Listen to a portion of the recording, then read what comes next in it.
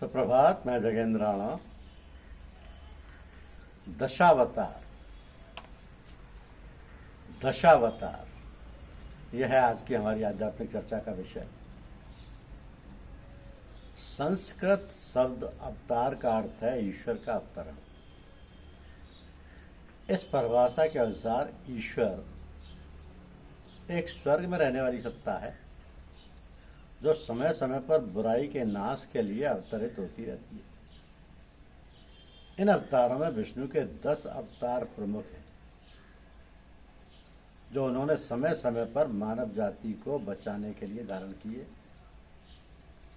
इस समय में अवतार का अर्थ भी बदला है। आज का युग आदमी को अपने भाग्य का स्वयं निर्माता घोषित करता है और यही आदमी जब बदल बदल कर विशेषतः आंतरिक रूप से बदल कर सामने आता है तो ये उसका नया अवतार माना जाता है। अतः अवतार कोई ऊपर से उतरने वाली चीज ना होकर मनुष्य के आंतरिक बदलाव की व्यवस्था हो जाती है जो वह समय समय पर परिस्थितियों से जूझने के लिए अपनाता रहता है। दशावतार भी इसी कारण अति आधुनिक विचार लगता है। डार्विन के विकासवादी सिद्धांत से बिल्कुल मेल खाता है। डार्विन मछली से लेकर आदमी तक के विकास की कहानी कहते हैं तो दशावतार भी हर व्यक्ति के भौतिक और आध्यात्मिक विकास की कथा है जो आध्यात्मिक रूप से सर्वोत्तम है, जीवित रहता है और विकसित होता है। अन्य अवतारों में ही अटक जाते हैं। जो आध्यात्मिक रूप से सर्वोत्तम है, जीवित रहता है और विकसित होता है, अन्य अवतारों में ही अटक जाते हैं। विष्णु के आरंभ में मत्स्य और कच्छप अवतार में, मत्स्य अवतार में दैविक बाढ़ से मनुष्य को बचाया और कच्छप में समुद्र से अमृत निकाला। मत्स्य युगमज का प्रतीक है, जाइगोट जिसे बोलते हैं, और कच्छप विकसित भ्रूणों का, वराह सिर नीचे किए हुए बच्चे का प्रतीक है जो संसार में आने के लिए तैयार है। नरसिंह अवतार आदमी और सिंह मनुष्य में पाश्विक प्रवृत्ति का प्रतीक है। ये पशुता जन्म से ही मौजूद है। इस पर बुद्धि द्वारा विजय पाई जा सकती है। कुछ तो पशुवत सदा रहते हैं जबकि कुछ बच्चों के समान बालवत यानी बावन की स्थिति प्राप्त कर लेते हैं। परशुराम का अवतार बहुत दिलचस्प है। वे क्षत्रियों का विनाश करने के लिए आए। युवाओं में आत्मघातिक प्रवृत्ति के प्रतीक हैं। जो समाज क्रुद्ध युवाओं को प्रोत्साहन देता है, मुंबईया फिल्म के हीरो का बड़ा बोर्ड लगाता है, अभी तक परशुराम की प्रवृत्ति से निकल नहीं पाया है। राम गृहस्थ के प्रतीक हैं। वे कर्तव्य और अनुशासन परायण भी हैं किंतु कानून को युक्ति संगत रूप से लागू करने के बजाय वे एक धोबी के कहने से अपनी निस्सहाय पत्नी को जंगल में निकाल देते हैं। कृष्ण बहुत बुद्धिमान है, इनमें बहुत आकर्षण है और वे मानव स्वभाव के बड़े पारखी हैं। वे जीवन के गूढ़तम रहस्य को युद्ध क्षेत्र में प्रतिपादित करने में नहीं हिचकते। जबकि चारों ओर विनाश हो रहा था तो आधुनिक समय में गांधी जी में जो स्वयं संत तथा राजनेता थे, भगवान श्री कृष्ण के कुछ गुण देखे जा सकते हैं। देश की सैनिक सीमाओं को पहचान कर उन्होंने अहिंसा का बहुत ही सशक्त अस्त्र तैयार किया। लेकिन भगवान श्री कृष्ण भी संसार में बहुत गहरे खड़े दिखाई देते हैं। नवे अवतार बुद्ध करुणात्मक विरक्तता का प्रतीक है। उनकी शिक्षा अत्याधुनिक है। उनके लिए कोई बाह्य ईश्वर नहीं है। अपने कार्यों, शब्दों और विचारों से मनुष्य अपने भाग का स्वयं विधाता है। अपने को सदा नए रूप में आविष्कृत करना व्यक्तियों के लिए ही नहीं किंतु राष्ट्रों के लिए भी लागू होता है। दशावतार के प्रतीक हमारी सामूहिक चेतना में जमे हुए। अब समय आ गया है जब हमें विचार करना चाहिए, अभिप्सा करनी चाहिए कि किस प्रकार 10वां कल की अवतार हो जिसमें कोई कमी नहीं होती, जो पूर्ण क्या पूर्ण। ईंधन जब तक गीला है जल नहीं सकता। बोझल है तो आग नहीं पकड़ेगा, भले ही आप आग रामकृष्ण आश्रम से लाए हो, रमण आश्रम से लाए हो या फिर फकीर रामचंद्र के यहाँ से लाए हो। उसे धूप में रखा जाएगा, अलग अलग किया जाएगा, सुखाया जाएगा, तभी जलने योग्य होगा, अन्यथा नहीं। ये शरीर भी उसी ईंधन के समान ठोस हो गया है, स्थूल हो गया है, तरल नहीं। ये बह नहीं सकता क्योंकि बोझ जो इतना चढ़ा बह नहीं सकता। तो वह जड़ है, गतिहीन है। धर्म तो एक उत्सव है जिसमें सब बह जाते हैं। उसे मनाने में, और हाँ, मनाते समय ये नहीं पूछते कि तुम्हारी जात क्या है,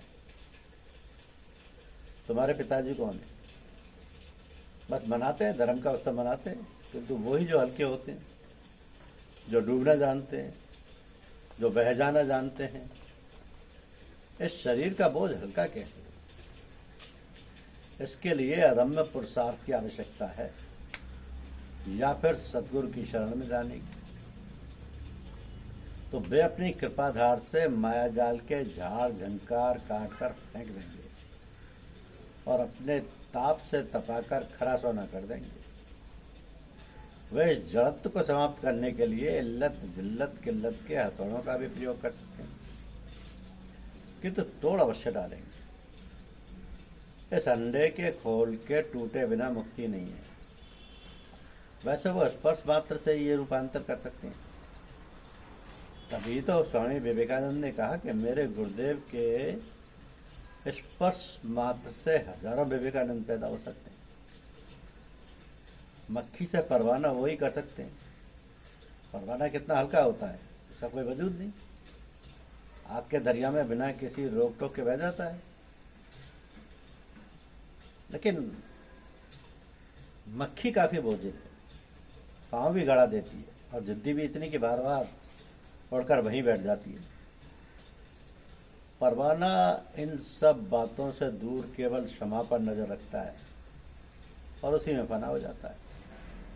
यह आत्मा भी समाधि में उसी प्रकार लय हो जाती है। समाधि में मनुष्य ऐसी प्रकार है जैसे कुएं में डूबी हुई बाल्टी, किंतु रस्सी फिर भी बंधी हुई रहती है। ये रस्सी अहम की रस्सी है, संस्कारों माया मोह की रस्सी है। सर्वोत्कृष्ट समाधि में रस्सी बंधी रहती है, किंतु इसमें बांधने की शक्ति नहीं।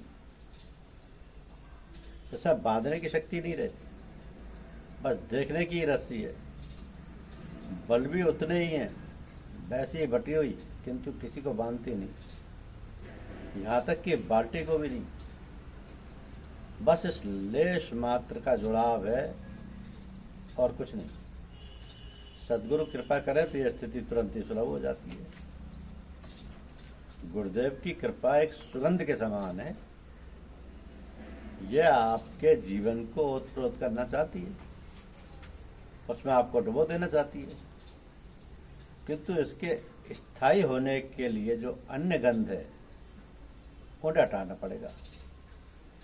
तो जब तक हमें अपने आप पर नियंत्रण नहीं है, अहम शून्य नहीं है, स्वार्थरत है, तब तक गुरुदेव की कृपा स्थायी नहीं हो सकती। जिसने गुरुदेव को जीवन में उतार लिया उसने प्रभु को पा लिया।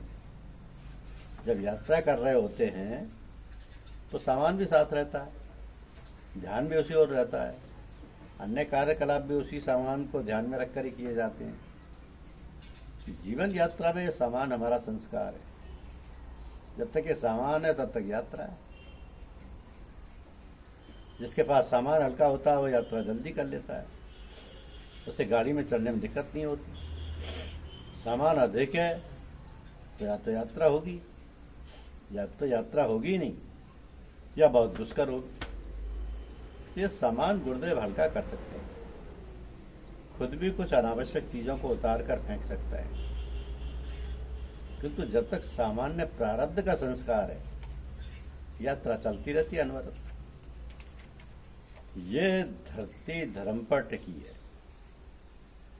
जब अधर्म बढ़ जाता है, दुष्कर्म छा जाते हैं, वासनाएं नित्य नए रूप लेती जाती हैं, मोह और स्वार्थ की आंधी सभी को घेर लेती है, तो बोझ बहुत हो जाता है। शेषनाग तिलमिला जाते हैं। कुदरत भूकंप और तूफान, अकाल और महामारी, कलह और युद्ध की झाड़ू उठा लेती है, सब साफ कर देती है। कहना ना होगा कि शेषनाग के अवतार लक्ष्मण हैं। वे कुछ हद तक ही बर्दाश्त करते हैं, अधिक नहीं। अंग्रेजी का छोटा सा ये शब्द हिंदी की परवाह करने, चिंता करने से अधिक गहराई लिए हुए, केयरिंग। केयरिंग जो अंग्रेजी का शब्द है, परवाह करने या चिंता करने से अधिक गहराई लिए हुए, इसका इसलिए प्रयोग कर रहे हैं कि केयरिंग का अर्थ है सारे जहां का दर्द अपने जिगर में होना।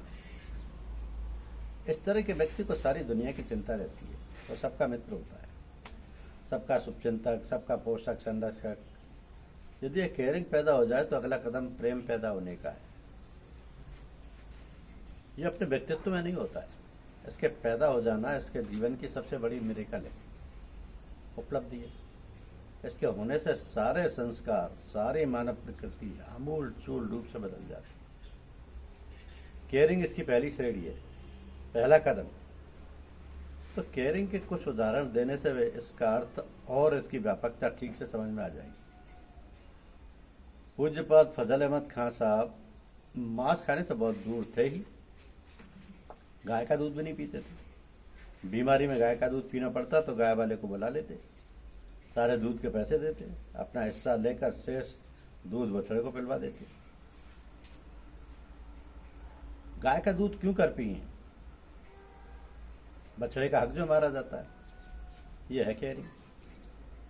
पूज्य लालाजी महाराज सत्संगी भाइयों के प्रातः उठने से पहले सबके लिए नहाने का पानी भरकर रख देते, ताकि सब लोग आराम से सुबह उठकर नहा लें। शिक्षा देने के लिए रात को 2 बजे ही विराज जाते थे। गली के नुक्कड़ पर दोनों ओर एक एक आदमी खड़ा कर दिया जाता था, ताकि उधर से कोई निकले नहीं, अन्यथा उसके दिमाग पर असर हो सकता था। उस समय जब सोए रहते हैं, सदगुरु शिक्षा देते हैं, सोए हुए लोगों के हृदय में प्रभु का प्रेम भर देते हैं। यह है केयरिंग। पूज्य चच्चा जी महाराज जब पूज्य लालाजी साहब के पर्दा कर लेने पर कानपुर से आकर फतेहगढ़ में विराजे तो 40 दिन रहे। जैसे ही लोग सोते, करीब 10 बजे चच्चा जी महाराज उठकर बैठ जाते, 4 बजे तक तवज्जो देते। जब लोगों का उठने का समय होता तो सो जाते। लोग समझते महात्मा होकर सुबह सो रहे। आप कुछ परिवारों को महीने के आरंभ में उनके बसर औकात के लिए कुछ मनी ऑर्डर भी करवाते थे। एक व्यक्ति पर फालिज गिरने वाला था, उसे अपने ऊपर ले लिया। फिर पूछने पर कि चच्चा जी कौन से हाथ में फालिज है, तो हाथ उठाकर बताया इसमें है। यह है केयरिंग। पूज्य बाबूजी साहब रेल की यात्रा करते समय सोते या लेटते नहीं थे। कहते हम लेटे रहे और कोई बैठा रहे, हमसे देखा नहीं जाता। आप घर के सामने पटिया पर बिराजे रहते, आने जाने वालों को तवज्जो देते। आप समय समय पर इतना उतार होता था कि सर बहुत जोर से घूमता था। आपसे पूछा इससे क्या फायदा है, तो बताया कि बीज जो झड़ जाता है कभी न कभी उग भी सकता है। ये है कि तो ये जो गुरुजनों की दया कृपा होती है, ये भी किसी का अवतार से कम नहीं, क्योंकि समस्त गुरुजन परमात्मा का ही रूप है, और परमात्मा किसी न किसी रूप में इस धरा पर आकर के लोगों का कल्याण करते हैं, वही गुरुजन करते हैं। यही गुरुजनों का काम है। धन्यवाद।